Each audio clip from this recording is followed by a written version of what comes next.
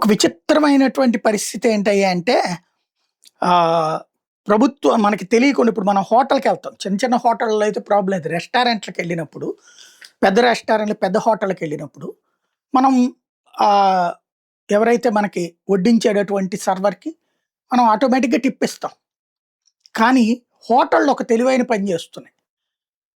Service charge అని డబ్బులు అందులో బిల్లులో ఏసేస్తాయి. మనం అదంతా చూడం. బిల్లు ఫైనల్‌గా ఎంతని చూస్తాం.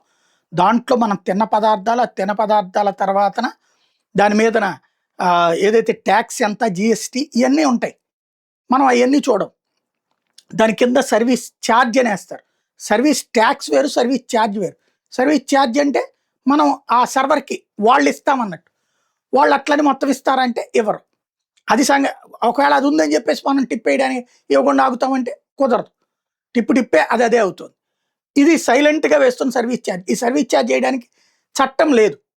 దాంతో ఇప్పటిదాకా నిశ్శబ్దంగా జరిగిపోతున్న ఈ దోపిడీకి కేంద్ర ప్రభుత్వం ఇప్పుడు అడ్డుకట్ట వేసింది. అన్ని ఈ ఏదైతే సెంట్రల్ గవర్నమెంట్ తాజాగా ఫుడ్ బిల్లులో కనుక ఇట్లాగా వేస్తే, సర్వీస్ ఛార్జ్ వేస్తే గనక రూ. 50,000 పెనాల్టీ వేయాలని ఆదేశాలిచ్చింది.